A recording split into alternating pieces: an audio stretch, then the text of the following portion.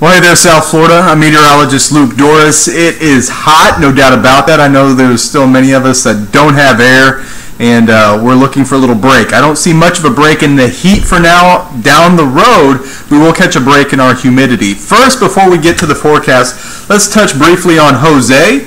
Jose, as of the 5 o'clock advisory, still a tropical storm, winds to 70, and it's out over the Atlantic in open waters, 400 miles east-northeast of the southeastern Bahamas. What's its next track? What's it looking to do? Well, at this point, it's still looking to stay out for the most part into open waters. Now, the west side of that cone does nudge up against the east coast. We're going to have to watch it toward North Carolina, Virginia for early next week. By the way, it does strengthen back up to a Category 1 hurricane.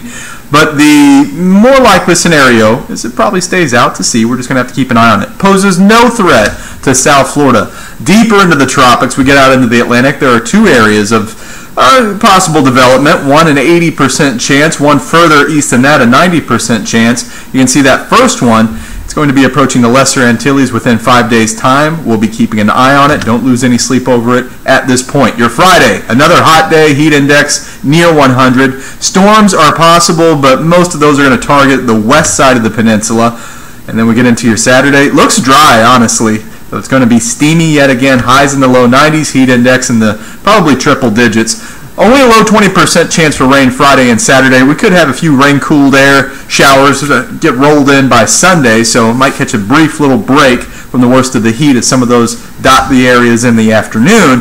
And then we get to Monday of next week. A weak little front comes through. It doesn't do a whole lot to our temperatures. You can see 89 by Tuesday, so a little bit of help there, but more importantly, I think you'll notice the drop in the humidity by the early part of next week. Have a good night.